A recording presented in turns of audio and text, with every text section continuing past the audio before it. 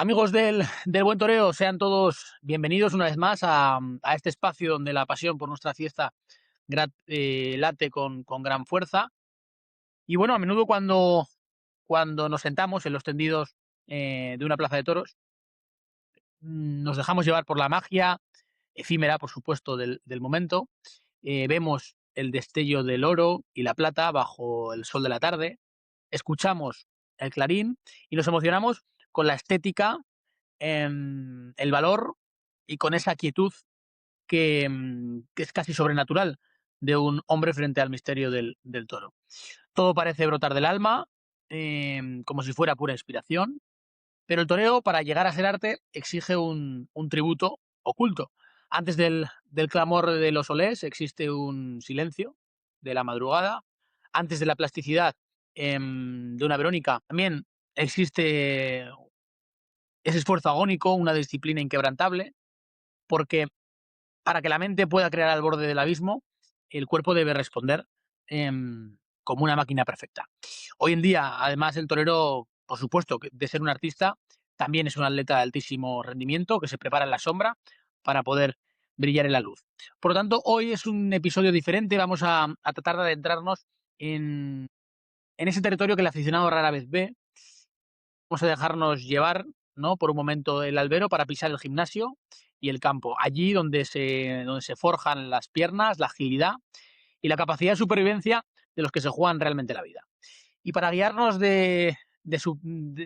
sobre este duro, sobre todo, y fascinante camino, tenemos el inmenso privilegio de recibir a un invitado excepcional.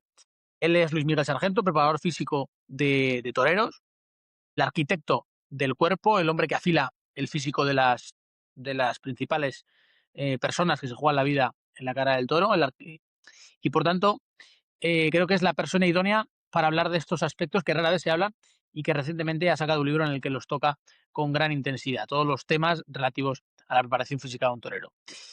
Así que acomódense, afilen los sentidos, como decimos siempre muchas veces, y espero que disfruten de un podcast que para mí la verdad que es un auténtico placer poder realizar con Luis Miguel Sargento, al que le doy las gracias, bienvenida y la enhorabuena por el libro que actualmente me estoy leyendo además. Así que te doy las gracias, por supuesto, por estar aquí también hoy con nosotros. Pues las gracias a ti en primer lugar, bien hallado.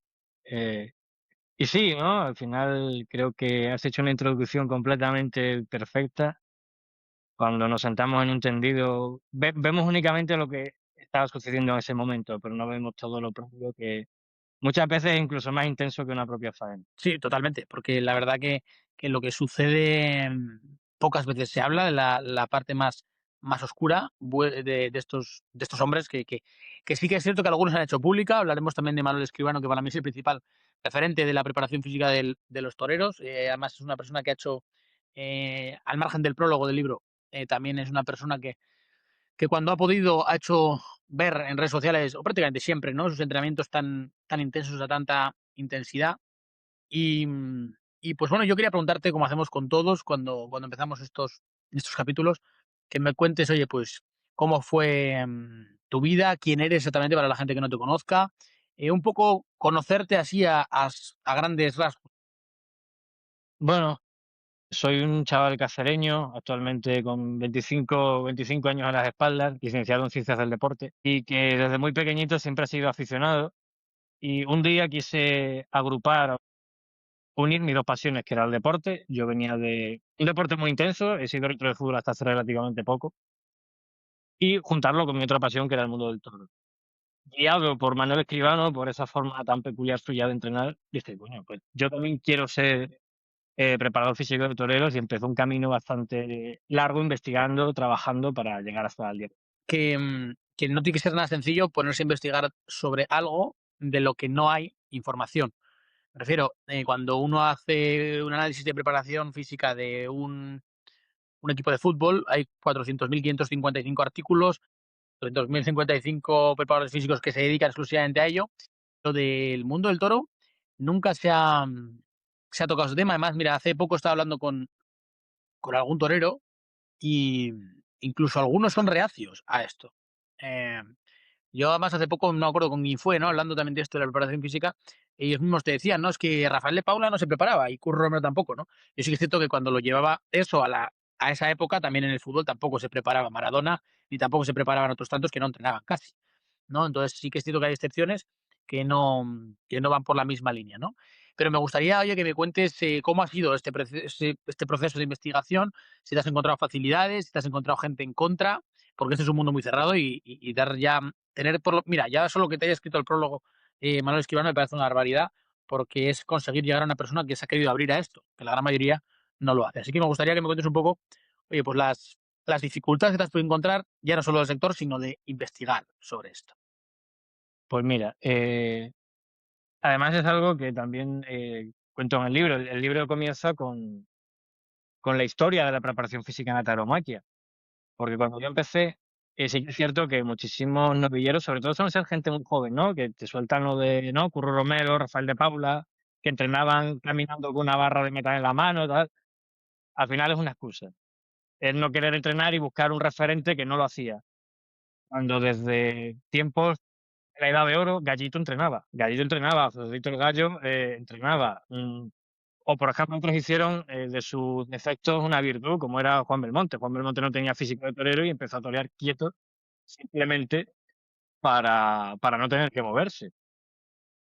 Y es lo que te digo, esa historia que está muy escondida, por decirlo de algún modo, donde no hay tanto que buscar, no hay tanto que hallar, porque sí que todos sabemos biografías, todos sabemos frases míticas, sabemos faenas, sabemos la obra y muerte, pero detrás del torero casi siempre hay un deporte.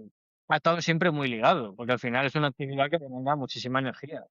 ¿Que ha habido referentes en la historia que no lo han hecho?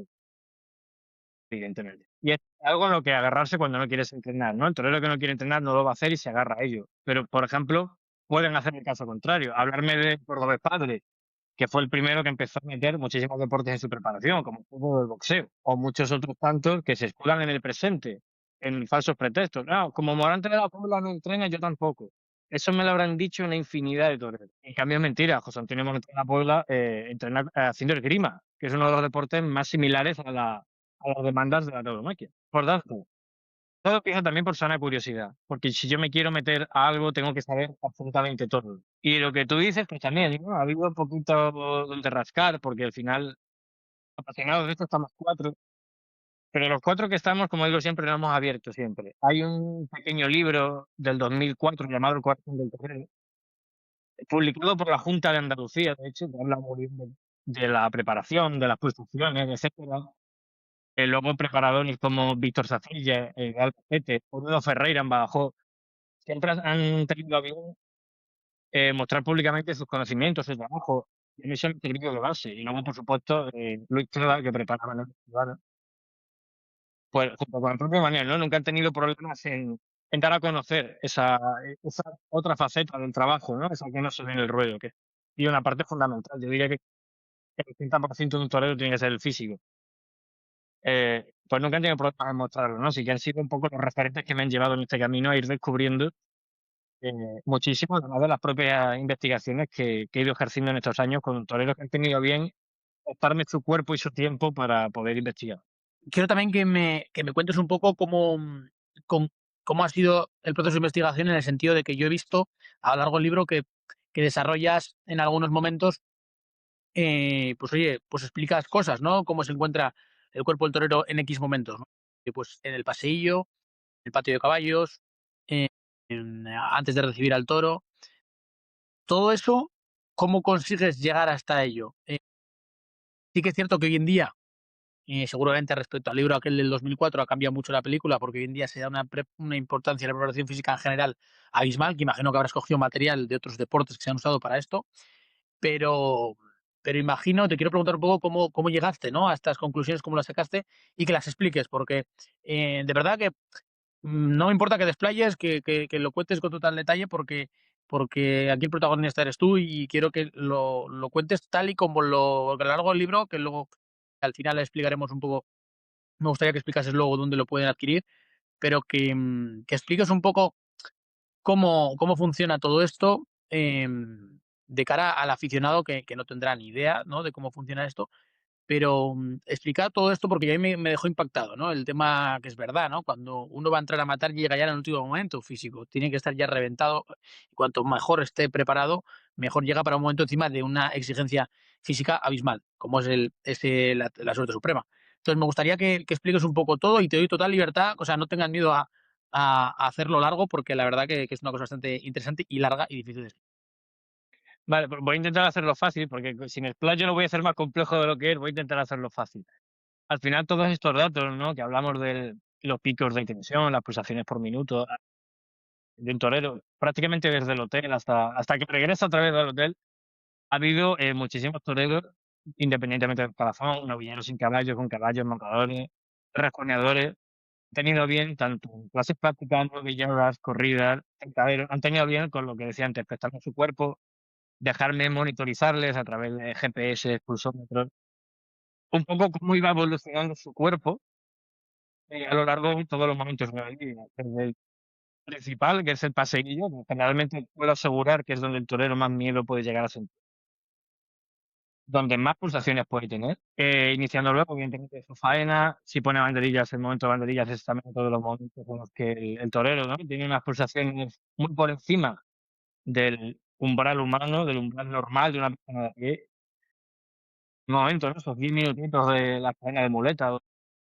El torero además tiene que tener un focus muy importante en lo que está haciendo y no dejarse llevar, ¿no? Por esas pulsaciones por minuto, por esos picos de intensidad. Y luego viene mismo la suerte suprema, que es donde generalmente, junto con el perjuicio, más pulsaciones por minuto hay, porque donde realmente te lo acabas jugando todo. Y al final fue recoger estos datos, compararlos, por ejemplo, en distintos escalafones. Un dato bastante curioso. Generalmente suele sentir o suele tener unas pulsaciones muchísimo más altas un novillero con caballos que un matador en toros y un novillero sin caballos. La explicación es muy sencilla, el novillero sin caballos al final siempre está escudado porque está aprendiendo y porque los errores o la inconsciencia de ser mucho más joven están ahí y digamos que no te enfrentas a tanta presión. Además, el animal suele ser muchísimas veces más dulce, donde no te expones a un riesgo mayor. El novillero con caballos es el que tiene que demostrar absolutamente todo para llegar al sueño de ser matador de toros, donde consiguiendo muy rápido te enfrentas a un animal que por edad será novillo, pero por trapío puede ser un toro de casi cualquier plaza. Y realmente el novillero con caballos es el que peor lo pasa, el que más tensión sufre, también sumado a esa inexperiencia que todavía acumulan. Y luego ya el matador de toros, cuando está un pelín rodadito, ya lo vive con una normalidad, por decirlo de algún modo, y esas pulsaciones por minuto bajan. Ya está más asentado, está más acostumbrado.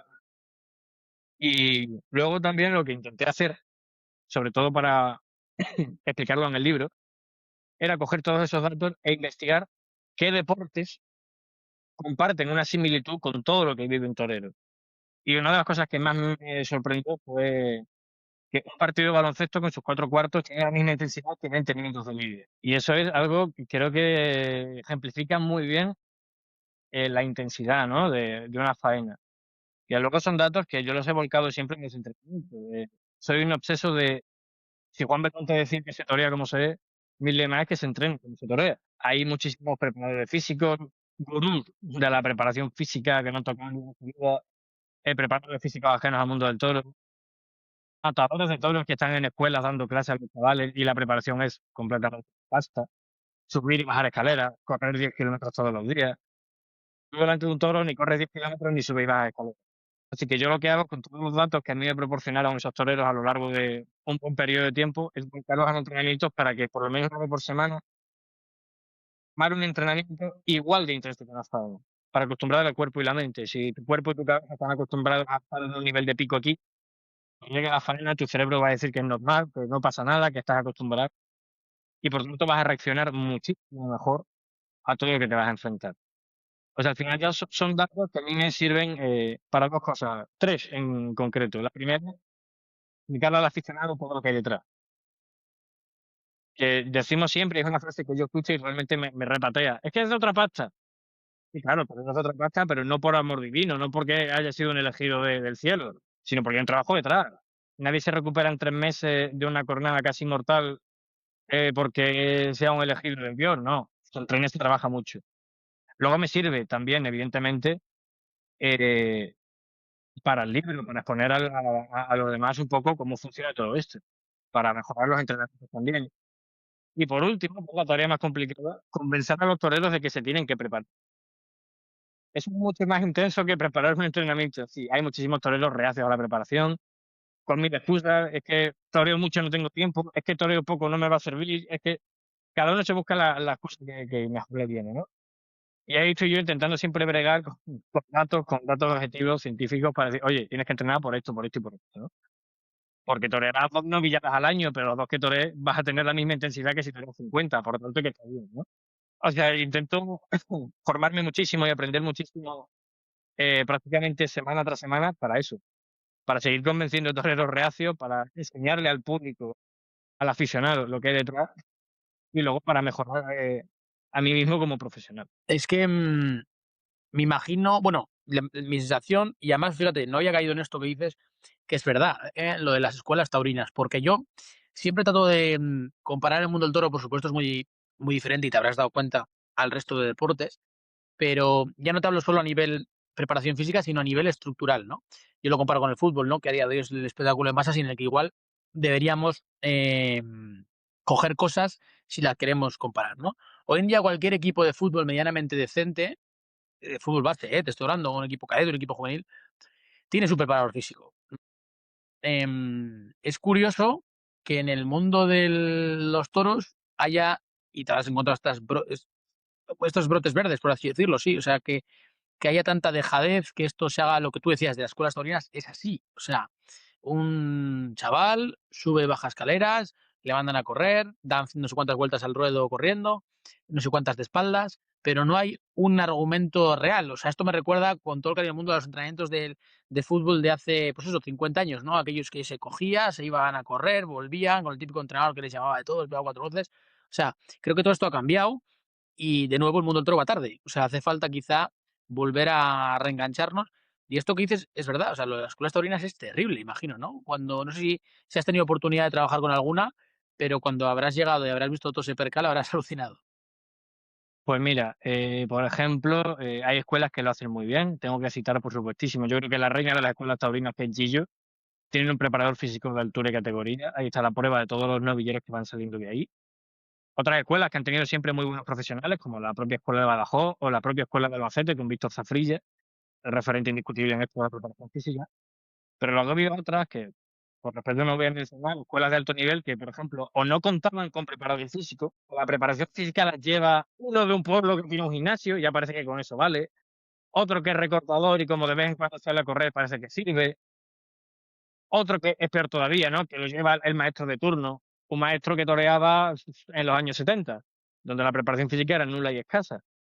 Por tanto, sí, te encuentras con lo típico, chavales que solo saben subir y bajar escaleras, saben hacer muy bien la plancha, eh, salen a correr 10 kilómetros. Eso es, yo creo que está en la impronta de todos los toreros, correr 10 kilómetros. Es una cosa horrible. Incluso hay matadores de toros con los que me he pegado, metafóricamente hablando, porque no, yo es que corro 10 kilómetros y me encuentro bien. Claro, tienes 20 años, ¿cómo te vas a encontrar mal, no? Eres un chaval joven. Luego delante del toro, claro que rindes porque eres joven. Vamos a ver con 40, a ver cómo rendimos, ¿no? Al final, un entrenamiento aburrido, que eso también es importante, ¿no? El entrenamiento tiene que ser divertido. Son entrenamientos deficientes, porque si entrenamos lo mismo todos los días, el cuerpo es un vaso. A un vaso no le cabe más agua hasta cierto punto. Por mucho que le sigas llenando, el agua rebosa. Pues igual, ¿no? Si tú corres 10 kilómetros todos los días, cuando un toro te exija la equivalencia a correr 15 kilómetros, vas a estar en calzoncillos. Pero si un toro te exige la equivalencia de correr 5 kilómetros, pero a ritmo de 2:30, tampoco lo vas a tener. Por tanto, creo que nos encontramos en una tesitura un poco nefasta, porque también la propia escuela taurina que tiene preparador físico también es muy cerrada a los que venimos de fuera.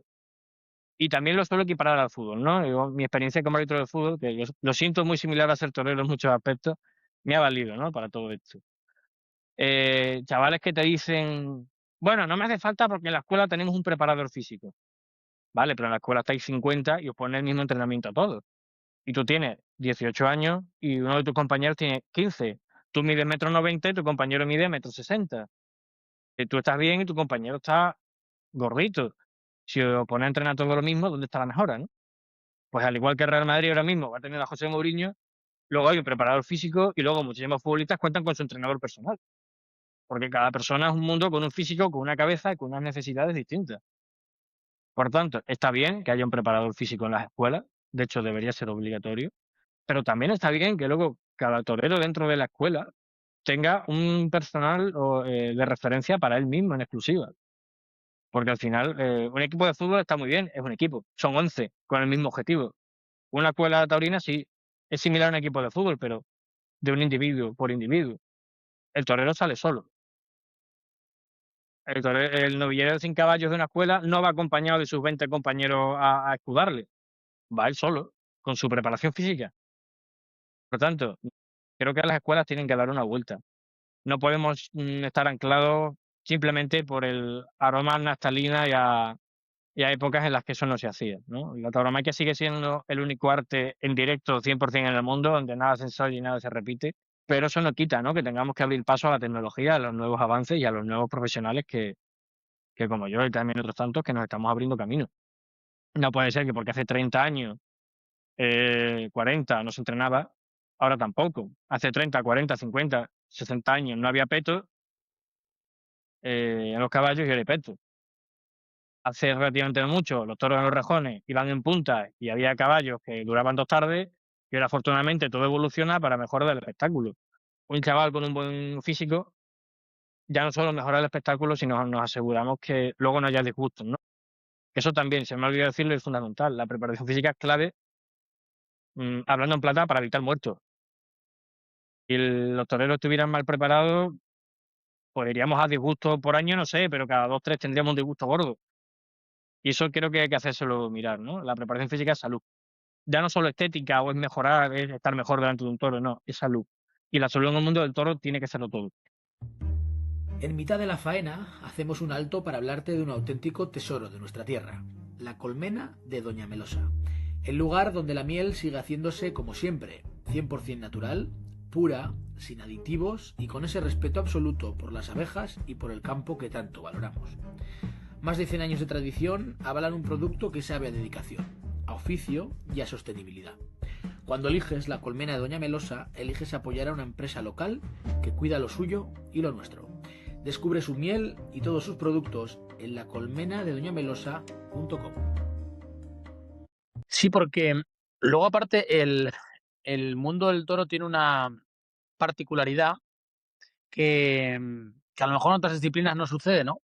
Y es que tú, un jugador de fútbol, puede llevar una preparación física extrema y estar prácticamente como un toro, o sea, un tío de 2 por 2, pero en el mundo del toro no, porque eso va contra la estética que ello conlleva. O sea, es un trabajo, me parece bastante más complicado porque tienes que depurar un cuerpo al máximo. O sea, aquí no vale el hecho de yo voy al gimnasio, me pongo como un toro, porque eso, lo que ganes por un lado lo vas a perder por otro lado. Porque esto tiene su parte, bueno, más plástica y aparte de nada sirve.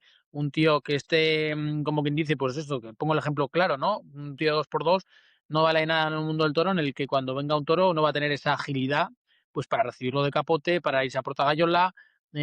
O sea, aquí también es que encima, al margen de que vayamos atrasados, es que esto requeriría incluso hasta más estudio que otros deportes, pues eso, como el fútbol, ¿no? O sea, aquí habría que hacer un análisis mucho más pormenorizado de cada torero, del cuerpo de cada torero, como han dicho antes, que has citado muy bien el tema de la estatura de un torero, la complexión, y me gustaría también oye, y creo que me gustaría que explicases un poco todo esto también, porque es que esto es otra película, ¿no? De hecho, uno de los argumentos, y esto no es nada machista, ¿no? Pero que muchos aficionados usan es que el cuerpo de la mujer es completamente diferente al del torero y a veces desluce un poco al vestida de traje de luces, ¿no? Y entonces estamos en la misma, ¿no? Pues si vamos a la preparación física, si conseguimos mañana tener un torero con unos bíceps enormes, con un cuádriceps enorme, con un gemelo enorme, esto sería totalmente contrario. Sí, de hecho es una de las mayores preocupaciones del torero cuando acude a un preparador físico, ¿no? Las hechuras propias.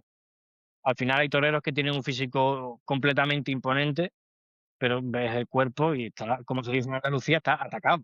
Es un cuerpo no gordo, pero está muy musculado. Que puede ser en muchos casos eficiente, toreros con muchísima musculatura que tienen una agilidad tremenda, pero que luego estéticamente pierden, ¿no? Desluce. Y eso es algo que, como te digo, a muchísimos toreros jóvenes les preocupa, Yo cuento siempre la misma anécdota que a mí me hace mucha gracia. Un torero que acudió a mí para preparar una cita en Madrid.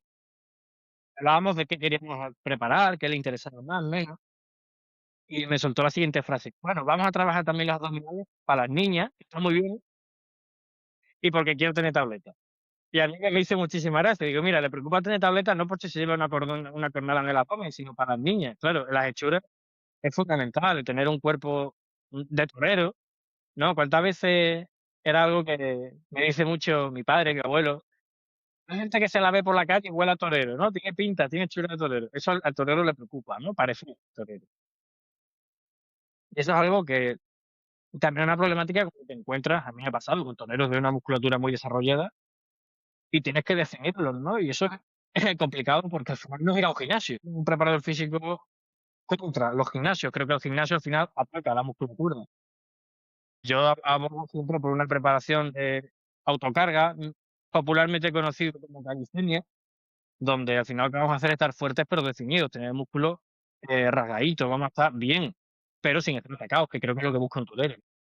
Además de la cuestión de lo que hablábamos antes, es salud. Un cuerpo más grande es una diana más grande. Y al torero lo que no le interesa es ser una diana. Por tanto, eso evidentemente sí que es lo que decías tú, ¿no? Un trabajo pormenorizado, torero por torero, preparación por preparación, estatura, edad, peso, dieta, porque hay toreros que comen muy bien, otros que solo comen arroz cubano y nave. Y esto siempre es más complicado, ¿no? Y es un trabajo individual. Yo he tenido guerra con toreros que de explicarles, ¿no? La preparación física, tengo que seguirte, tengo que verte, tu cuerpo es importante. Y digo, bueno, a mí mándame lo que le mandes a otro. Es que entonces, de tres narices me vale, ¿no? Cada cuerpo es un mundo y como decía antes, cada torero es único. En un equipo de fútbol de 11, si hay dos que están mal, pues bueno, hay otros 9 que pueden recuperar el trabajo. Pero tú como torero, como individuo, si estás mal o tienes la preparación de otro, o peor aún, una preparación hecha con inteligencia artificial, que también hay quien hace esa maravilla, pues peor todavía, ¿no? O sea que sí que es cierto que las hechuras del propio torero es algo que hay que cuidar. Por estética, por tradición, por supuestísimo, que esto, hilándolo con el principio, ¿no? Aquí nadie me dice que quiere tener las mismas hechuras que Antoñete, ¿no? Por ponerte un ejemplo. Todos quieren estar, ay, como Manuel Escribano, como Emilio de Justo, como Juan Ortega, ya. Y es lo que digo siempre, tú quieres estar como Manuel Escribano, pero posiblemente no estés dispuesto a entrenar como Manuel Escribano. Por tanto, todos queremos un cuerpo perfecto, pero el trabajo está ahí y hay que llevarlo siempre a cabo. Fíjate, a mí una de las cosas que más me llamó la atención, voy a decir el sitio y el torero. Estando en Soria, la feria de Soria, me alojé en un hotel que la verdad es una auténtica pasada, Hotel La Barrosa, que es un hotel muy taurino. Y en ese hotel es un hotel nada de 13 habitaciones, o sea, es muy pequeño y es donde se alojan los toreros. Entonces, a nada que vengan los 3 toreros o 2, quedan 2, 3 habitaciones libres. Yo estaba en ese hotel y fui a la mañana a hacer un poco de turismo por Soria. Y cuando volvía, que serían las 11 o así, estaba Emilio de Justo en el jardín del hotel, entrenando con un preparador físico que tenía la furgoneta del preparador físico en la puerta, además ponía el preparador físico tal igual, haciendo estiramientos con él. Me quedé sorprendido porque era la primera vez que veía a un preparador físico acompañar a un torero, que claro, vendría, imagino, con él desde Sanlúcar, donde vive, o de Cáceres, sé que anda entre las dos. Y sí que es cierto que venía, es verdad, de aquella lesión que tuvo en Madrid cervical, pero me sorprendió ya el hecho de ver un torero que llevaba un preparador físico con él, ya no para entrenar, que también era un entrenamiento. Yo lo visualizo un poco más como un calentamiento previo a luego la tarde que tenía después, porque esto fue por la mañana. Y fue una de las cosas que me sorprendió. A su vez, yo recuerdo que otra vez, y esto quiero que a ver si es capaz de diferenciarlo, también recuerdo otra vez en un hotel en Calasparra, en Murcia, yo vi que Cayetano, que toreaba esa tarde también, salía a correr, pero salía a correr antes de la corrida de toros. Esto sería pues una hora antes de torear, yo creo a modo de calentamiento. Yo que la verdad que estoy bastante integrado en el mundo del fútbol, siempre he escuchado que esto de dar vueltas y correr no va a ningún lado, sino que lo ideal es estirar determinadas zonas, hacer determinados ejercicios, que esto de salgo, corro y vuelvo no va a ningún lado, ¿no? Sí es cierto que creo que hay un poco de desconocimiento en esto, ¿no? Lo has dicho antes, pero la gente acude al me voy a correr y se acabó, ¿no? Y me gustaría contar también esto, ¿no? Porque esto de Emilio de Justo me parece una cosa muy, muy curiosa el hecho de que lleve ya a un preparador físico integrado dentro prácticamente de la propia cuadrilla. O sea, son pocos los toreros, lo has citado tú hace un momento como uno de los toreros mejor preparados, y me gustaría también bueno, que me digas un poco también qué piensas de esto, porque creo que debería ser una cosa un poco más habitual. Pues mira, te diré que para sorprenderte un poco, en ambos casos, tanto lo de Emilio como lo de Cayetano, está bastante bien hecho. Luego me explayaré un poco más. Pero sí que es cierto, y a mí es una de las cosas que más me encanta de mi trabajo. De las pocas veces que me puedo escapar a acompañar a uno de mis toreros, a mí lo que más me encanta es la horita antes del festejo, horita y media el ratito antes de cambiarte y demás, hacer la activación. Y a mí es una cosa que me fascina. De hecho, recuerdo la última vez que yo hice la activación con un torero fue en una novillada en Junquera de Henares.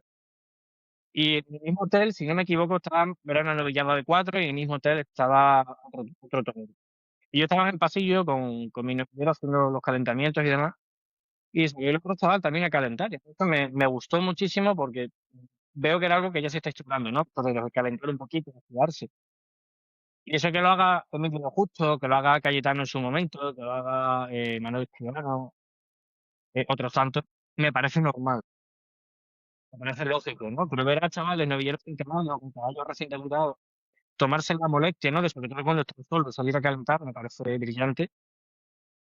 Y lo que te puedo decir, yo uno de los momentos que más disfruto como preparador físico, intento además, los toreros que han estado conmigo lo pueden asegurar, intento que sea un momento divertido, es un momento en el que compaginemos música, bromas, chistes, divertido al final, ¿no? Ya te digo, yo de manera personal lo disfruto mucho, me gusta muchísimo acompañar al torero porque creo que es fundamental.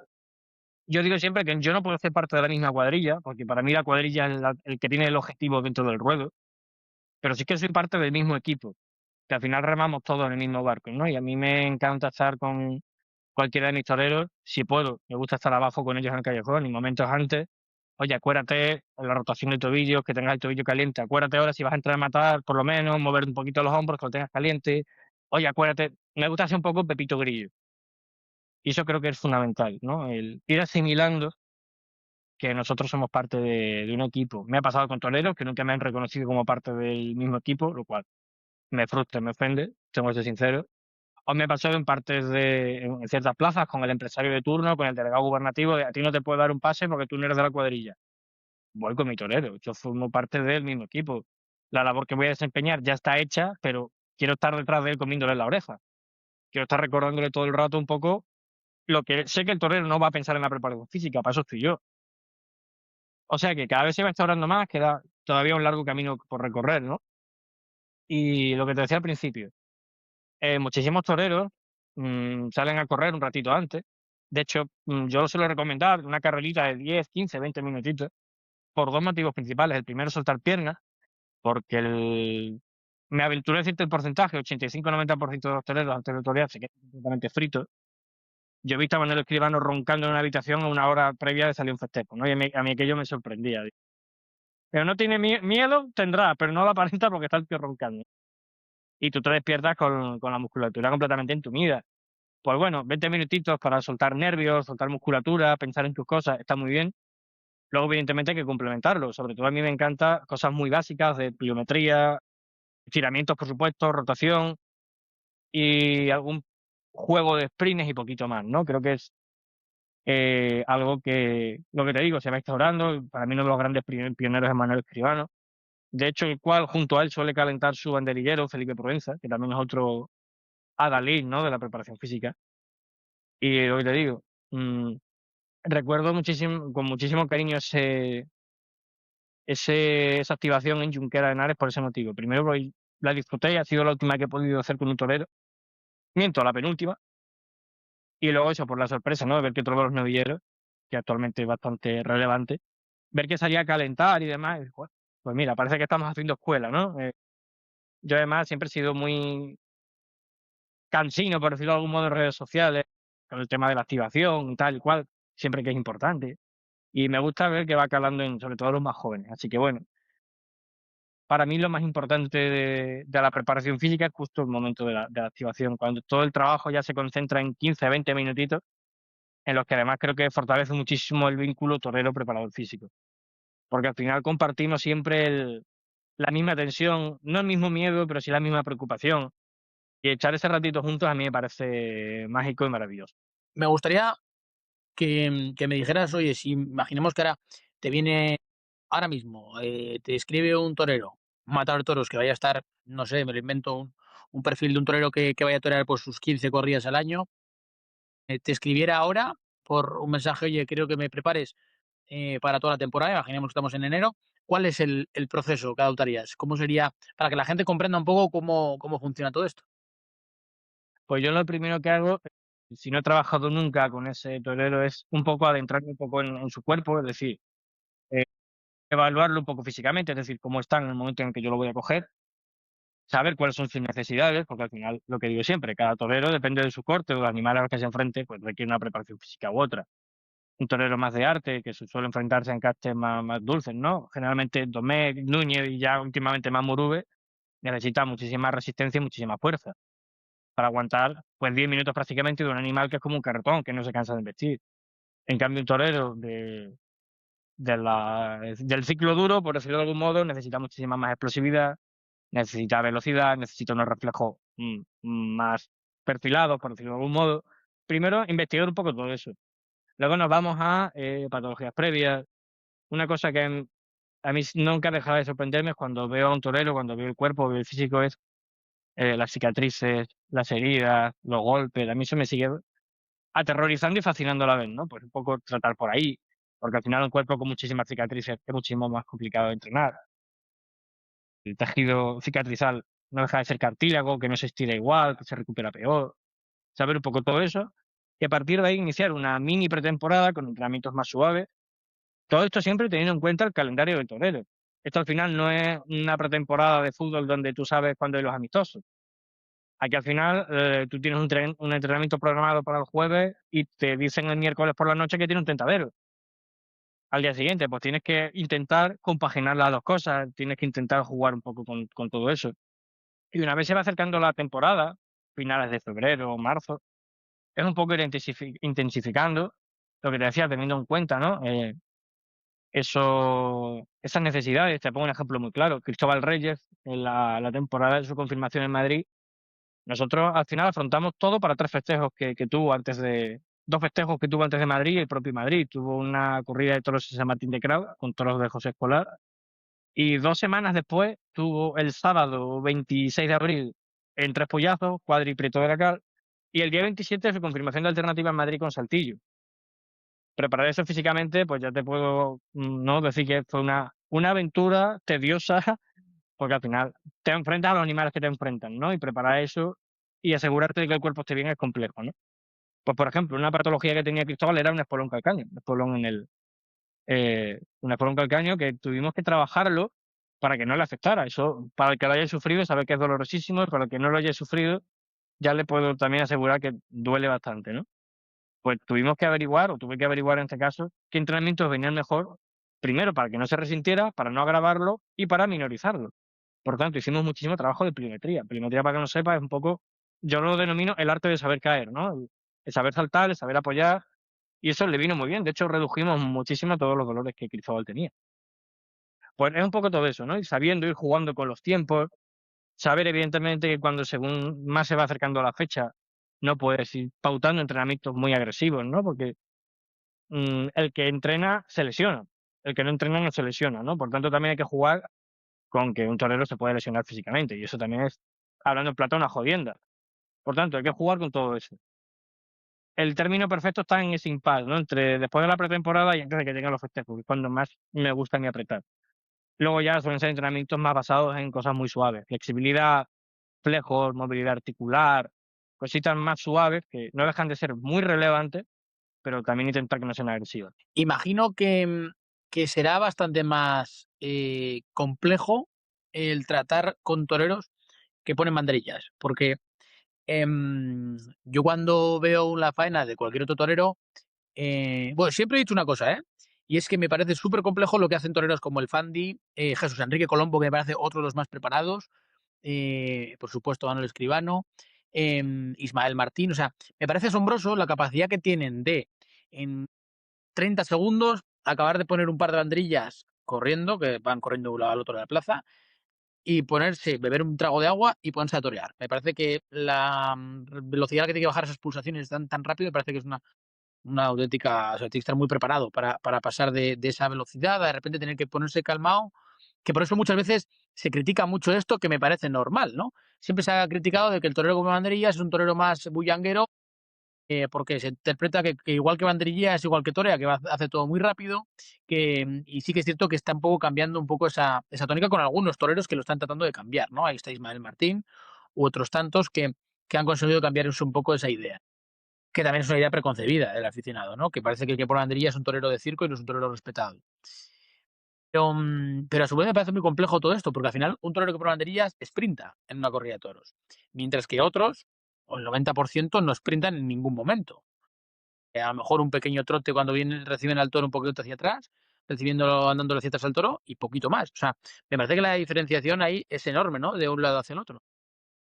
Sí, y de hecho voy a empezar haciendo un alegato, porque yo soy de los aficionados que a mí me apasiona un cartel de torero banderillero, me apasiona ese toreo de poder. No voy a decir bullanguero ni muchísimo menos, pero sí ese toreo de poder, que yo creo que el tercio que lo ejemplifica son las banderillas, ¿no?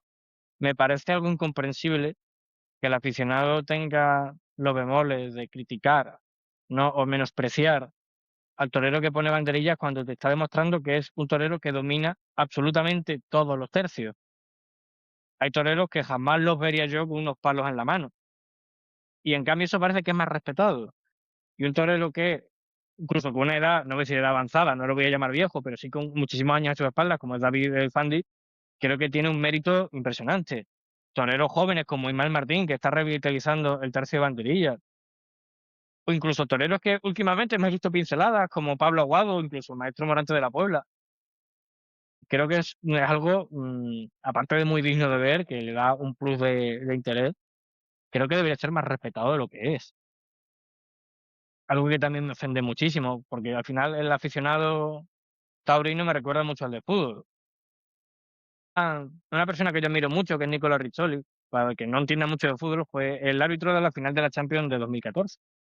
De la Champions, perdón, del Mundial de 2014. Y tiene una frase que decía: todo el que juega, todo el que habla de fútbol alguna vez ha jugado a fútbol, pero todo aquel que habla del arbitraje casi nunca ha arbitrado. Pues esto es extrapolarle a los toros, que están entendidos. Joder, es que Manuel Escribano pone los pases, los pares a todo pasado. ¿Tú sabes lo difícil que es poner un par de banderillas?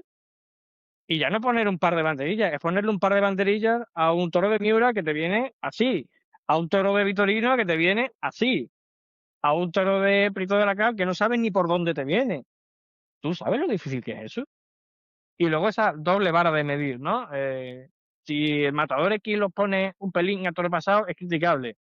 Pero ¿cuántos banderilleros de moda actualmente ponen los pares a toro pasado? Pero como hacen un acting impecable, se le aplaude, porque parece que lo hace de maravilla y también los pone a toro pasado. O sea, si el torero que pone banderilla se arriesga más, aunque los ponga más, menos a toro pasado, no deja de estar arriesgándose muchísimo más, porque recordemos que está cuerpo limpio. Eso es completamente criticable. Algunos ya usan términos que me parecen reprochables. Cuando uno de los grandes toreros banderilleros, o alguien que supo exponer muy bien todo esto, era el mismísimo Francisco Rivera Paquirri. Paquirri no era un atleta, pero luego era un torero completamente de arte, con un prodigio extraordinario. Sí, cuando hemos visto a Morante de la Puebla sentado en una silla a poner banderillas, se han hecho hasta camisetas. ¿Por qué Morante sí que vale y luego Manuel Escribano, por ejemplo, no? Cuando, no sé, Manuel Escribano me parece que tiene de las mejores izquierdas que hay en todo el escalafón. ¿No es artista igual? ¿No es artista igual David Fandil Alfandi, Ismael Martín, Colombo, Antonio Ferrera? ¿No son completamente igual de artistas porque pongan banderillas, porque tengan un toreo un poco menos artístico, pero más basado en ese poder? No lo sé, yo creo que es importantísimo saber alabar al torero que se expone.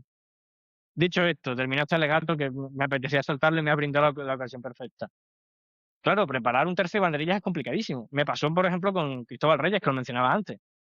Sobre todo cuando tienes un espolón calcáneo que al pisar ves las estrellas, ¿no? Estamos hablando de que a una faena, desde que sale el toro hasta que más o menos entras a matar, son 25 o 30 minutitos. El torero activo, de esos 20, 25, está activo 10, 15 minutitos, un poco el recibo capotero, colocando al animal en suerte para el caballo y luego ya la faena con la muleta. Aquí súmale ya un tercio completo de banderillas, que suelen ser 3 pares. Yo recuerdo siempre también, ¿no?, que para el aficionado, un torero, un matador cuando pone banderillas puede poner los pares que quiera, tanto por abajo del mínimo como por arriba. El propio Manuel Escribano puso 4 pares a su mismo toro este año en Madrid. Hablamos de un tercio largo, hablamos de un tercio exigente, hablamos de que hay que sprintar y que acto seguido es lo que te dice, echar un traguito de agua con un poco de suerte y si el toro está medio bien, brindarlo al público que te permite respirar y ponerte ahí otra vez. Por tanto, preparar eso requiere muchísima agilidad, muchísimas horas metidas en circuitos de agilidad, muchísimas horas preparando lo que es, insisto, la pliometría, ¿no? El saber caer, el saber pisar, muchísimas horas de movilidad articular, porque al final la cadera ahí sufre muchísimo, las lumbares, el propio hombro a la hora de clavar. Requiere muchísimas más horas, muchísimas más dedicación y muchísimas más horas, ¿no?, que cualquier otra faena. Y que creo que al final acaba enriqueciendo el espectáculo. Te quería también preguntar si eres partidario, que yo alguna vez sí que lo he visto en algún torero, de esos entrenamientos que hacen con chalecos, ¿no? Se ponen chalecos como de peso, que bueno, ya no solo, algunos en vez de hacerlo ya con chalecos lo hacen directamente con la propia chaquetilla puesta, porque sí que es verdad que se tiene poco en cuenta el peso de la chaquetilla, ¿no? No es lo mismo que muchas veces ves al torero entrenar con la, pues de chándal y la chaquetilla del torero, para aquel aficionado que haya tenido el valor de cogerla, pesa y ponerse eso sobre los hombros ya es un peso que tienes durante todo el festejo. Entonces sí que es cierto que yo he visto muchísimos toreros que entrenan con la chaquetilla puesta, algún traje de estos antiguos que hay por ahí, o salen a correr con el puesto, porque a mí me hacía gracia un banderillero que yo le pregunté, ¿no? Digo: "Jo, cuando era un chaval, ¿no? Por la ignorancia, ¿no? ¿Cuánto pesa, no, la chaquetilla?". Y me decía: "Aitor, cuando tienes el toro detrás, no pesa nada", ¿no?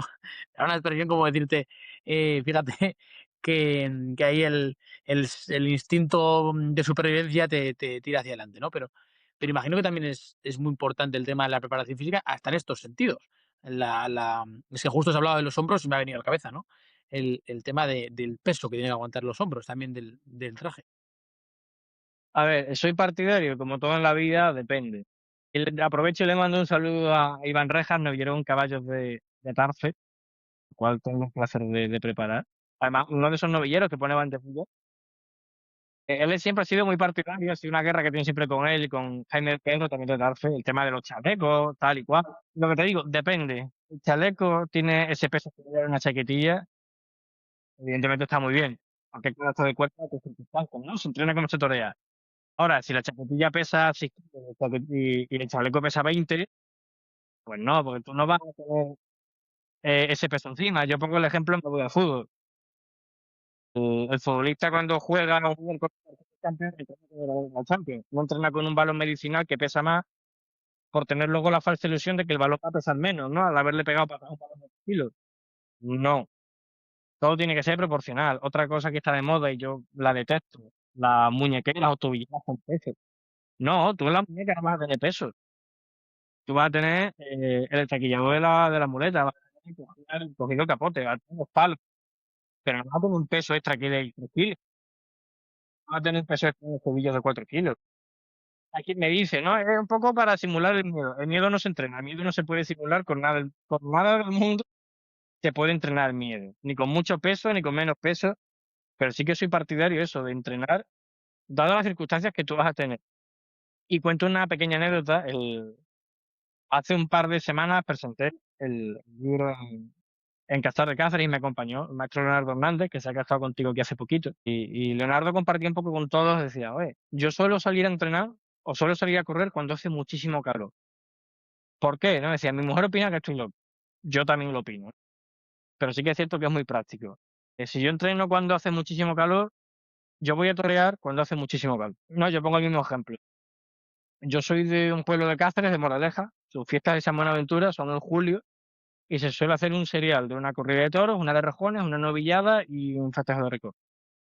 El calor que hace en una plaza portátil a las 7 de la tarde, un 14 de julio, solo lo sabe el que está ahí a las 7 de la tarde, el 14 de julio, ¿no? Esa chapa que irradia calor, donde si pones un huevo frito ya no es que se fría, sino que se cuece. Pues está muy bien entrenar dadas esas circunstancias. O sea, está muy bien adaptar tu cuerpo a esas circunstancias. pero hasta ahí. Es lo que te digo. Si la chaquetilla, ya sea un traje de luz, un traje de corto, pesa X, no vamos a entrenar con X por 2 porque luego es mentira, no te vas a sentir más ligero. Eso es una falsa ilusión que tiene cada uno, ¿no? Pero creo que es muy práctico, ¿no? Lo que te digo. Adaptar muy bien todo el entrenamiento a lo que luego te vas a encontrar, pero con cabeza y con sentido. Por ejemplo, me decía, salir a correr con la chaquetilla. Salvo contadas ocasiones, un torero no corre. Un torero sí, como un banderillero, ¿no? Puede pegarse el sprint desde que clava los palos hasta que tira hacia la barrera. Pero es un sprint de 20, 30, 40 metros. No es una carrera de 10 kilómetros con un chaleco puesto. Con perdón, es como el necio que sale a correr por la tarde con un chubasquero puesto en agosto porque así adelgazo antes. No, así te deshidrata, así no adelgaza. Pues es lo mismo, ¿no? Hay que ser muy consciente de lo que te vas a enfrentar y adaptarlo mucho a tu entrenamiento. Estuvo también aquí hace poco Rafael de Julia, que nos contaba que le pasó el efecto inverso. Él entrenó en exceso. Entonces, tan importante creo que es bueno, tan malo es entrenar, yo creo, todo, como no entrenar nada, ¿no? Y él ponía en relieve el hecho de que, bueno, pues de que tuvo un momento en el que se excedió y le tocó pagarlo caro, ¿no? A niveles de, oye, pues que no pudo, tuvo que parar, acudir a ayuda tanto psicológica como a aspectos, imagino que también nutricionales. No ahondamos mucho en ese tema, pero, pero estamos en el polo contrario, ¿no? O sea, una persona que se prepara en exceso, igual llega un punto que el cuerpo te dice hasta aquí. A ver, sí que es cierto que al igual que yo detesto el torero que busca pretextos para no entrenar, detesto también al que busca pretextos para entrenar de más, ¿no? Me ha pasado de mandarle un entrenamiento a un torero que me diga, joder, solo esto, mándame más, es que tal, o es que hoy te toca descansar porque la semana ha sido de una carga alta o has tenido 3 entrenamientos y un tentadero entre medias que ha sido exigente, vamos a descansar el viernes, sábado y domingo. No, a mí mándame algo porque quiero hacerlo. Por no mandarle nada y luego enterarme que se ha ido a correr 10 kilómetros, ¿no? Yo digo siempre que la clave de un buen entrenamiento en cualquier deporte, en cualquier disciplina, está en el descanso. La mejora se produce cuando el cuerpo descansa. Si tú tienes todo el día la máquina funcionando, la máquina no mejora. Ahora, cuando descansamos, cuando el músculo crece, se adapta, es cuando los pulmones recogen un poco toda esa resistencia, donde el cuerpo asimila todas las mejoras que tú estás recibiendo a través del entrenamiento. Si tú no descansas, vuelve a lo mismo de antes. Tú estás llenando siempre el vaso. Ahora, si tú de vez en cuando paras y le echas un traguito de agua a ese vaso, puedes seguir llenándolo. Pero si no paramos nunca es absurdo. Hombre, si me das a elegir, ¿no? Entre un torero que no entrene y uno que entrene en exceso, prefiero que entrene en exceso. Porque puedo llegar a pararle los pies. Pero que al final es muy importante la justa medida. Y por eso siempre abogo para todo aquel torero que al final acabe viendo acabe viendo escuchando la entrevista. Acudir siempre a un profesional. Da igual que en este caso sea alguien especializado en tauromaquia, como puede ser yo, como puede ser Víctor Zafrilla, Nuno Ferreira, o simplemente un preparador físico, un entrenador personal, que os sepa pautar lo que necesitáis. Entrenar por tu cuenta, o lo que digo siempre, ahora que está muy de moda, ¿no? Utilizando ChatGPT, ChatGPT no tiene ni para la idea de cómo eres, ni de cómo estás, o algo fundamental. Y aquí quiero aprovechar y hacer un pequeño inciso, si tú me lo permites. Que he hablado de toreros, pero no he hablado que digo siempre que es mi torero, que es Sergio Rollón. Sergio Rollón me propició el primer brindis que a mí me ha hecho un torero nunca. Y me acuerdo que me agradeció, ¿no? El trabajo, la preparación física, tal y cual, pero acabé diciendo, sobre todo porque haces conmigo de psicólogo. Que anda, qué gracioso, me tiro la vida preparándote y ¿no? Y agradeces más cuando te escucho las penas, ¿no? Pues eso no lo proporciona ni tú mismo ni una inteligencia artificial. El entender al torero, entender que un día malo se puede sobreponer con un buen entrenamiento. Vale, hoy le tocaba X, pero se ha quedado un mal día, vamos a darle un entrenamiento que le va a gustar más, que le va a motivar, que va a ver resultados y se va a venir arriba. O a lo mejor hoy no tengo que apretarle y tengo que dejarlo descansar. Eso no te lo proporciona ni alguien que pasa de ti, ni tú mismo, porque uno se piensa que entrenando más se consigue todo, y muchísimo menos una inteligencia artificial, que como su propio nombre indica es artificial. O sea, es muy importante tener a alguien a tu lado que te sepa decir hasta aquí, o vamos a apretar más, que tú puedes más, o vamos a bajar, que te estás pasando, ¿no? Creo que es fundamental. Me gustaría también que me cuentes o que cuentes también a la gente cuáles son los toreros con los que trabajas, para que la gente ponga un poco en contexto y, oye, pues aquel torero que diga, "Joder, pues me gustaría preguntarle, que tenga unas referencias, joder, pues este torero lo ha preparado él, para tener un poco de referencias de, oye, cuáles son los toreros con los que has trabajado, si quieres, ¿eh? Sí, te voy a contar un poco una pequeña lista de estos años, que de hecho el otro día, hablando con un torero bastante nuevo de la escuela de Badajoz, me decía: "Jo, vale, muy bien todo lo que tú me cuentas, pero dame referencias". Y bueno, por mi mano han pasado toreros en mayor o menor tiempo, o algunos siguen conmigo, toreros relevantes, ¿no? Como Roberto Martín Jarocho, por ejemplo, que tuve el placer de prepararlo y lo disfruté un montón. Novilleros con caballos con una proyección enorme, como Sergio Rollón, que insisto, para mí es mi torero, es alguien fundamental. Sergio Rollón, Jorge Hurtado, una de las, creo que de las grandes promesas, ¿no?, que tiene el toreo extremeño, Darío Romero, Daniel Moset. Luego matadores de toros, ¿no?, como Esau Fernández, Cristiano Torres, Alejandro Fermín, Rafael Cerro, Cristóbal Reyes, que lo mencioné antes, Ángel Puerta, por ejemplo, maestros de la Escuela Taurina de Guadalajara, que se toma muy en serio también la preparación física. Toreros como Sergio Rodríguez, campeón de la Chenel. O luego, por ejemplo, cosas que a mí me hacen muchísima ilusión. La temporada pasada fueron bastantes debuts con caballos: Ángel Pérez en el circuito de Andalucía, Iván Rejas en Atarfe, Sergio Rollón en el circuito de Novillas de Madrid. Varias confirmaciones de alternativas, ¿no? Alejandro Fermín, Cristóbal Reyes. Una alternativa, la de Cristiano Torres, en la feria pasada de Zaragoza, donde además se dio hombro. Rejonadores como Adrián Venegas, el propio maestro Leonardo, que de vez en cuando echa una manita. Y luego, pues, infinidad, ¿no?, de novilleros sin caballos, hombres de plata, recortadores incluso, que se han animado a la preparación física. O sea que en 3 años da para mucho. Em, no quería terminar el podcast sin preguntarte por Morante, ¿vale? Porque sucede una cosa con él bastante particular, y eso te quiero preguntar a ti, que seguramente habrás analizado bastante más a Morante que yo desde el plano físico, ¿no?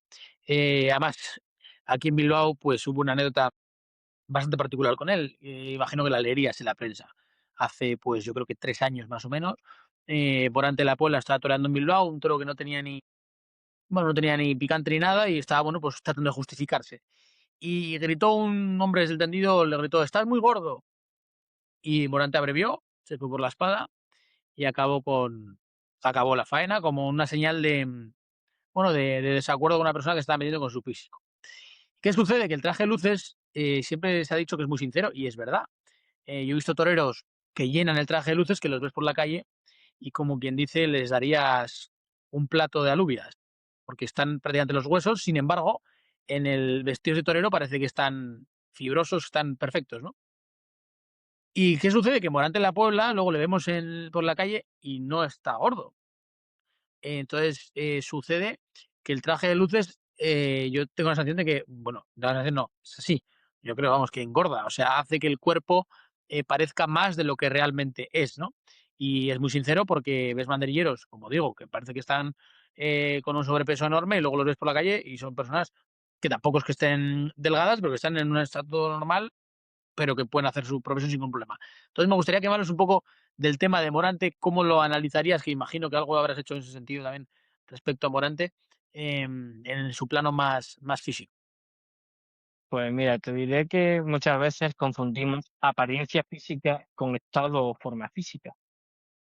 Hay cosas que me vienen, ¿no? Muchísimos toreros obsesionados con abdominales, gemelos, y hay muchísimas cosas que son genéticas.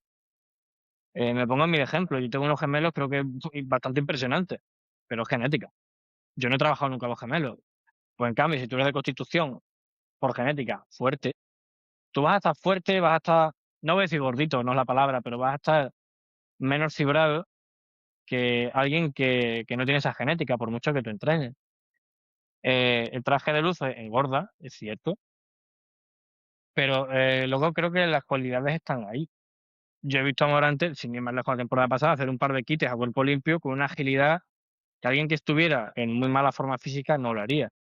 De hecho, es el propio José Antonio que en muchísimas entrevistas, recuerdo esta última famosa que concedió en El Mundo cuando todavía estaba en Portugal, habló de que tenía una preparación física exigente, hablaba de la esgrima, hablaba de...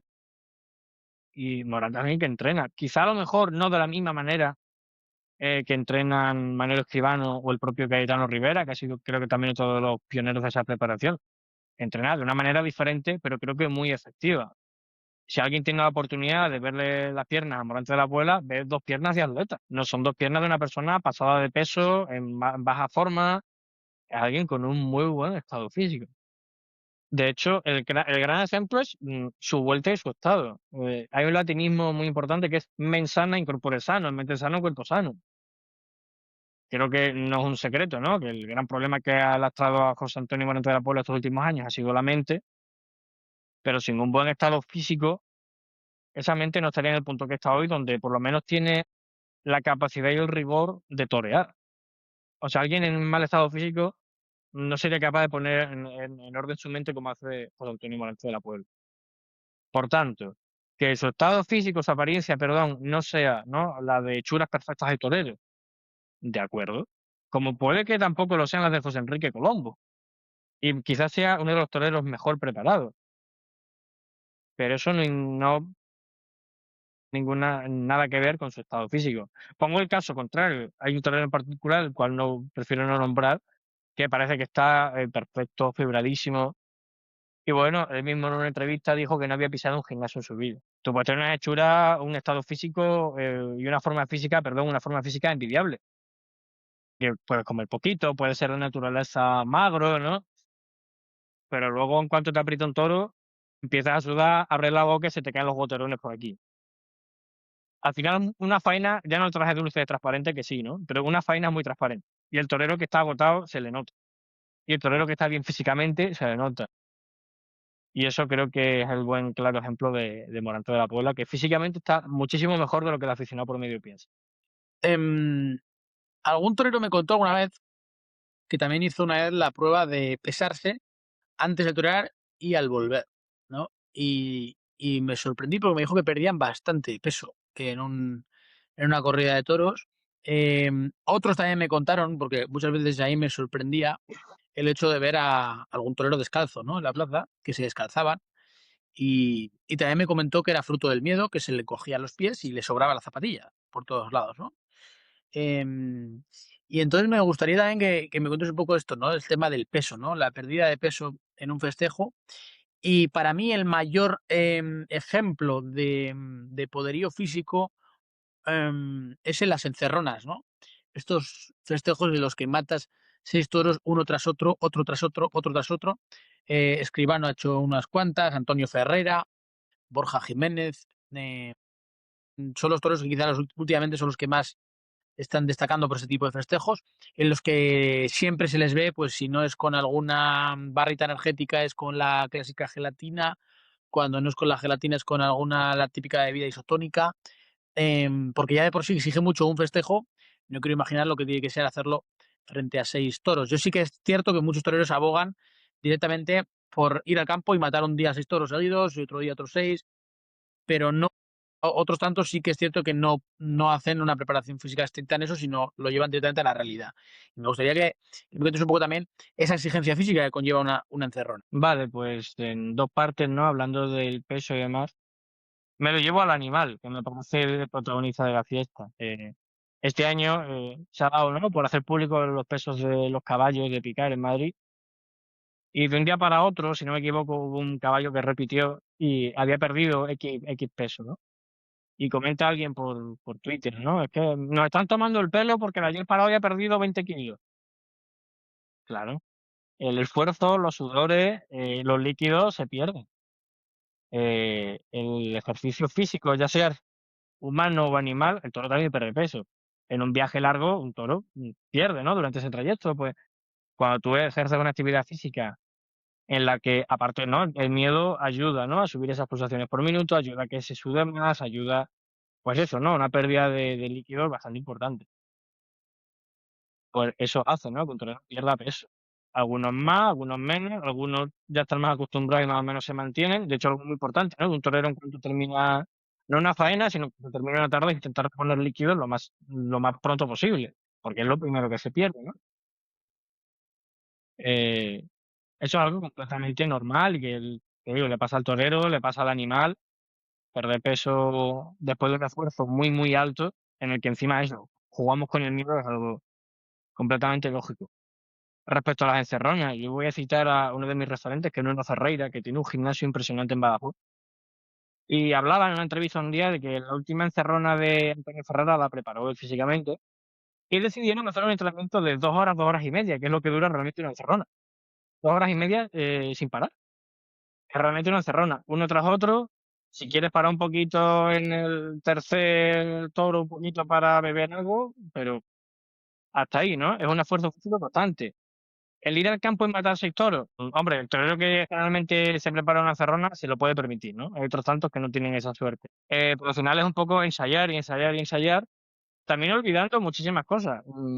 Llevarlo a la práctica está muy bien, matar 6 toros en el campo está de maravilla, pero es que tú en el campo no vas a trabajar de manera natural la flexibilidad, por ejemplo, no vas a trabajar de manera natural la movilidad articular, va a ser todo siempre en pos de un animal, que no te va a permitir ese estado físico acorde, ¿no?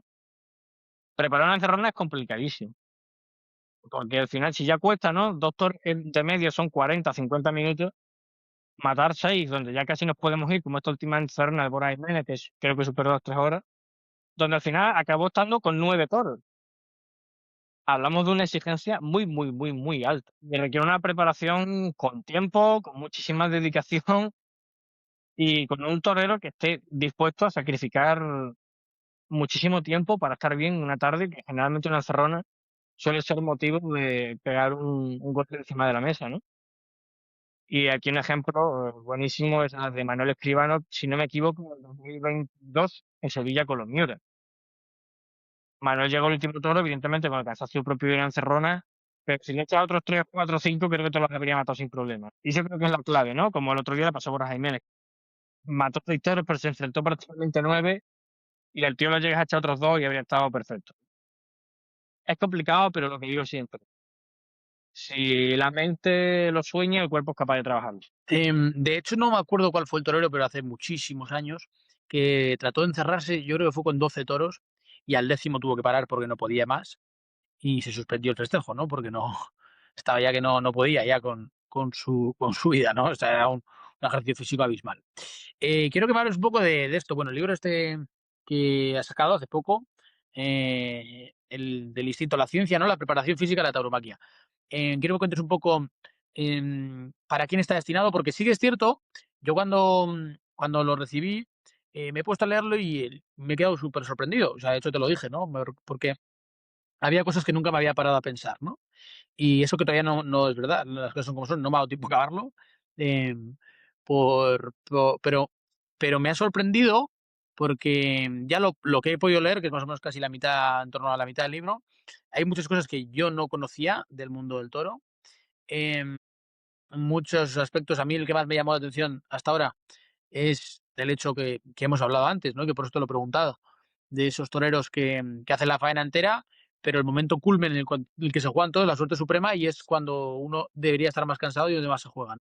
Cómo gestionar esas pulsaciones, esa situación física del torero. Y me gustaría que cuentes un poco, oye, cómo nace tu idea de hacer este libro, dónde lo puede adquirir la gente y bueno, y cómo, bueno, el prólogo está hecho por Manuel Escribano y lo dicho, ¿no? De dónde nace esta idea de hacer este libro y, por supuesto, para mí lo más importante, dónde lo pueden adquirir, dónde lo pueden conseguir. Quede claro, o sea, que la gente no piense que este es el típico podcast publicitario porque no lo es. O sea, de hecho, no hay una idea de hacer este podcast solo para hablar del libro, sino porque al margen de que luego ha sacado el libro, pues bueno, también quería hablar sobre la preparación física en general. Pues mira, el libro nace con 2 caminos muy distintos, ¿no? El primero, de todos los datos que yo he ido recogiendo en este tiempo. Cuando el libro habla, ¿no? De pulsaciones por minuto, habla de faenas, habla de historias, son datos que lo que te digo, ¿no? Han sido recogidos durante muchísimo tiempo en plazas, tentaderos, etcétera, ¿eh? Que estaban ahí por si un día, ¿no? Yo vengo del mundo de las letras de las canciones y de la novela negra, o sea, yo me he pasado toda la vida escribiendo. Y un día asumí que yo tenía que escribir algo relacionado con la tauromaquia. Y se me ocurrió ir dejando datos por ahí, ¿no? Y guardándome datos por si un día se me apetecía, ¿no? Hablar de la preparación física. Pero lo fui postergando siempre en pos de mi faceta más novelista, ¿no? Y la idea me surge a raíz del 12 de julio del año pasado. Y para mí es una fecha que tengo bastante marcada. Era la final a 3 del circuito de novilladas de Madrid. Yo me había tirado muchísimo tiempo preparando esa cita con Sergio Arroyo. y Sergio Rollón sufre una cornada prácticamente mortal. A él se lo he dicho 1000 veces, lo he admitido siempre, puede ser de los peores días de mi vida, porque yo asumí que podía perder a uno de mis mejores amigos, porque además Sergio, además de ser torero, es amigo, es alguien que lo considero de mi familia porque estamos en el día a día. Y yo lo pasé realmente mal. Yo me acuerdo que yo me quedé en mi pueblo, porque empezaban las fiestas, era la primera corrida, era la de rejones, y yo me acuerdo estar en el callejón junto al empresario. Además, toreaba a Leonardo Hernández y me une una fuerte amistad con él. Y decidí quedarme por eso. Y digo, bueno, ya al día siguiente, si Sergio se clasifica para la final 2, ya viajo y voy a ver. Y yo estaba pendiente del proseguir de las novilladas por la cuenta de Instagram del circuito de novilladas.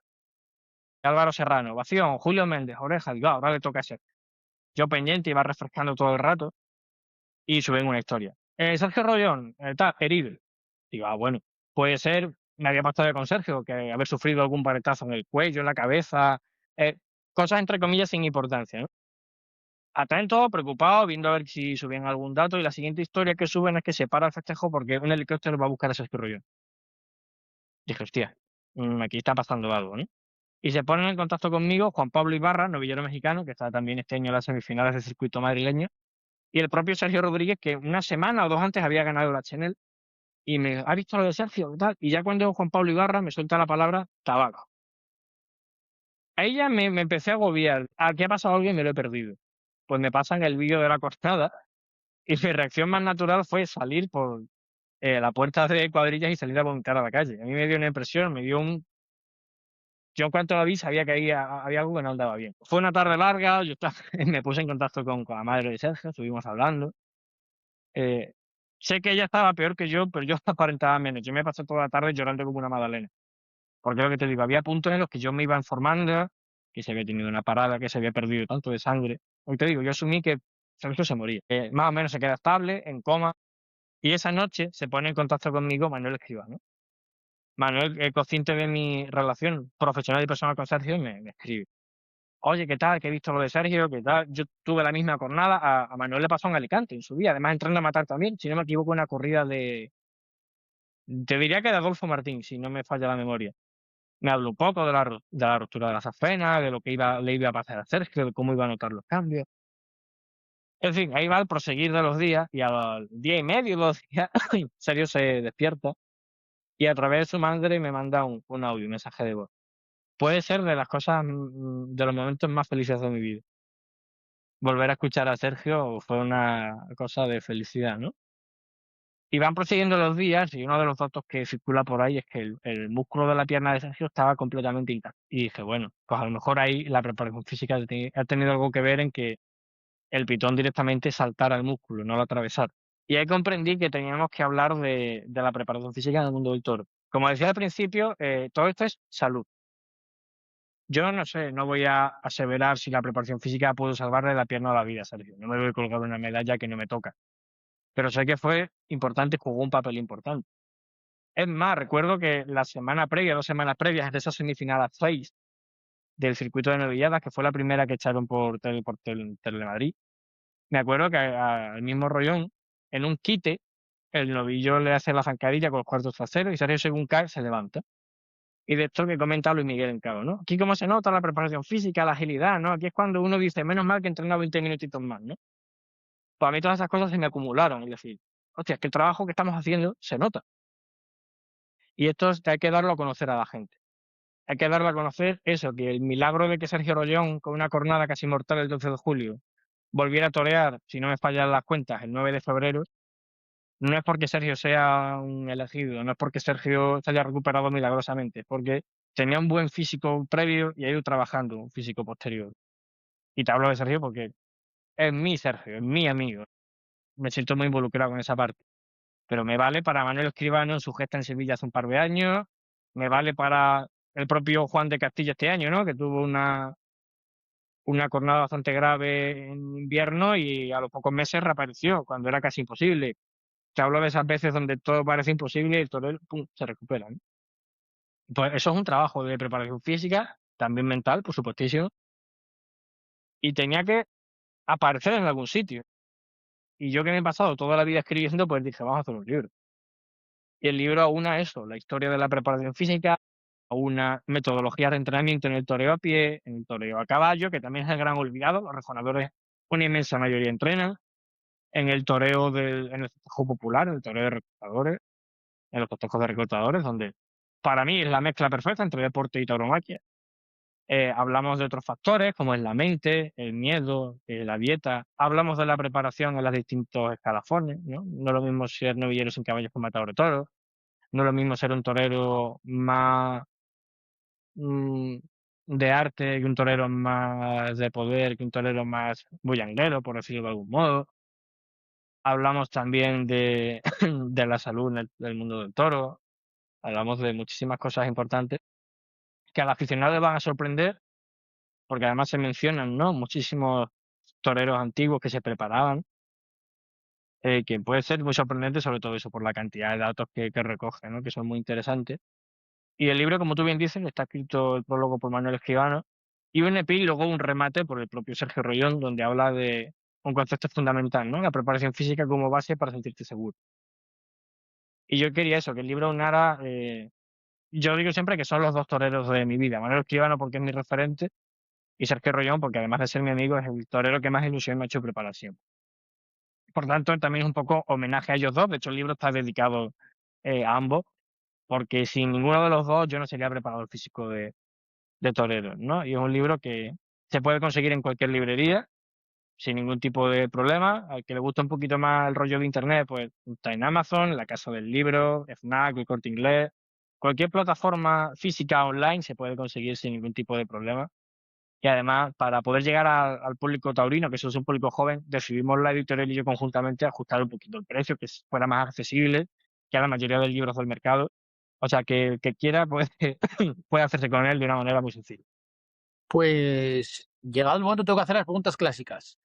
Luis Miguel, la primera es que me cuentes alguna nota que te haya pasado con algún torero y luego ya te hago las otras dos que las tendremos que adaptar para ti.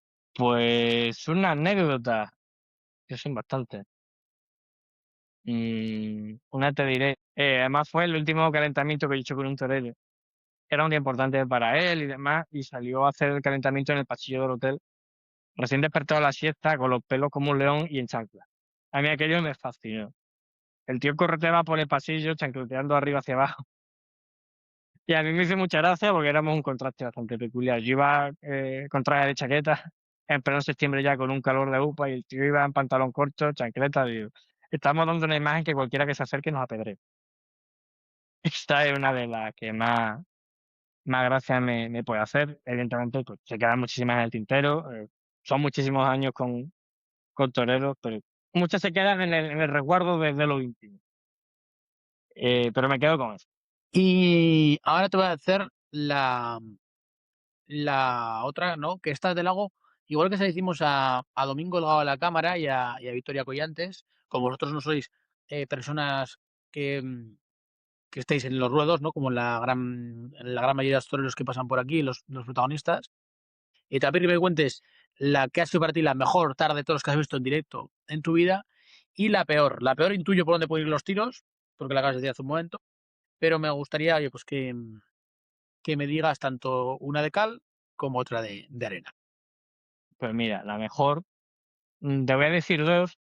A nivel aficionado, eh, creo que puede ser mitiquísima, ¿no? Te voy a decir dos tardes como aficionado y una a nivel profesional.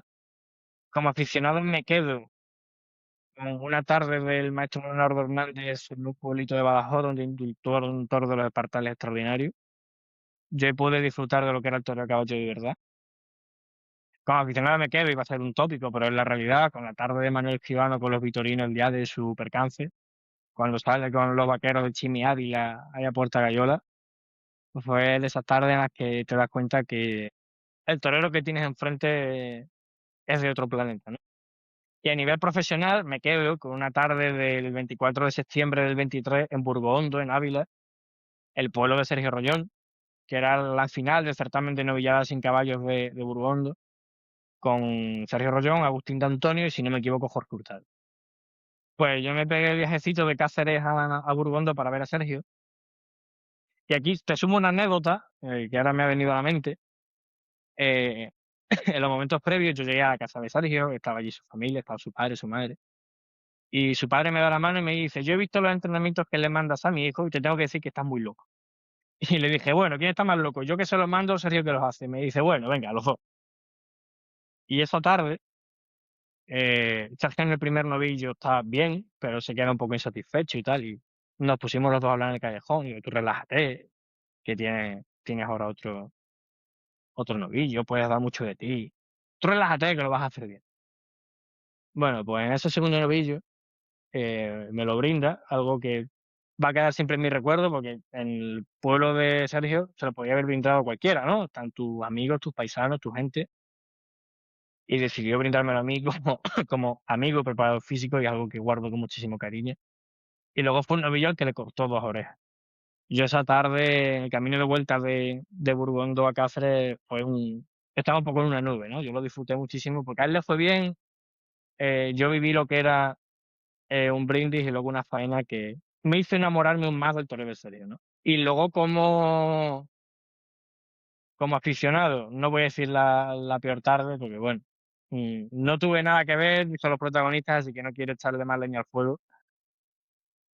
Y luego como profesional he tenido 2. Una en la que, como te decía, ¿no? Fui allí porque tenía que ir y me sentí fuera completamente de lo que era el equipo, me sentí completamente aislado y dije: "Yo no sé para qué he venido".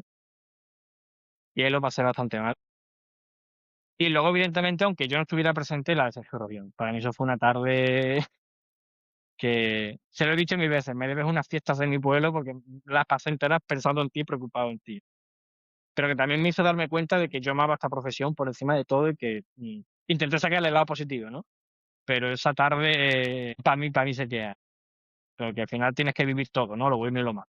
Pues la verdad que Luis Miguel, te quiero dar las gracias por este rato, por este episodio que nos has concedido, porque la verdad que siempre nos gusta de vez en cuando, ¿no? Hacer cosas diferentes, ¿no? Por aquí también ha pasado el cirujano Enrique Crespo, pasó también por aquí Victoria Collantes, como ya no periodista taurina, pero sí en su día lo fue. Y creo que también es bonito ver la tauromaquia desde otras perspectivas, ¿no? Completamente diferentes. Y esta es una de ellas, ¿no? O sea, es una de las perspectivas que cada vez debería analizarse más. Si tú estás metido en el mundo del fútbol, yo siempre he dicho, ¿no? Me parece curioso que no haya cámaras veo, como hay en el fútbol, pero para los toreros, ¿no? Que es una cosa también que nos viene a decir, oye, que el mundo del fútbol nos lleva todavía años por delante, habrá que adaptarse, habrá que tratar de llegar hasta esos núcleos, y gente como tú es la que creo que hace eso, ¿no? Esa labor de tratar de poner a tauromaquia en el siglo XXI. Yo digo que todavía estamos 10 años atrás, estamos todavía creo que en el 2016 respecto al resto de disciplinas, ¿no? Entonces, pues ojalá poco a poco vayamos integrándonos en lo que realmente debe de ser esto. Así que de verdad, Luis Miguel, te doy las gracias por este rato. La enhorabuena por el libro, que de verdad que me tiene bastante cautivado. Gracias a Dios ya he terminado mis labores más profesionales para poder centrarme en hacer la lectura. Así que te mandaré, por supuesto, lo que me parece la otra mitad del libro. Así que de verdad, muchísimas gracias. Enhorabuena y oye, que ojalá esta temporada pues sea muy fructífera, sobre todo para los toreros que están en tus manos. Gracias a ti por brindar un espacio a algo que, por desgracia, ¿no? La inmensa mayoría de medios tradicionales no se acuerdan de que la preparación física existe, de que los toreros, afortunadamente, se van introduciendo en este siglo XXI, que vayamos 10 años, diría que no, yo diría que vamos 20 o 30 años tarde en muchas cosas, pero que nos brinden espacios que queremos aunar, ¿no? Agrupar ya con tradición. Así que gracias a ti por tener un espacio donde muchísimos profesionales del mundo del toro muestran su lado más cercano y brindarme un huequecito en posiblemente uno de los mejores espacios que hay en el mundo del toro. Pues de verdad, Luis Miguel, muchísimas gracias y un fortísimo abrazo. Un abrazo.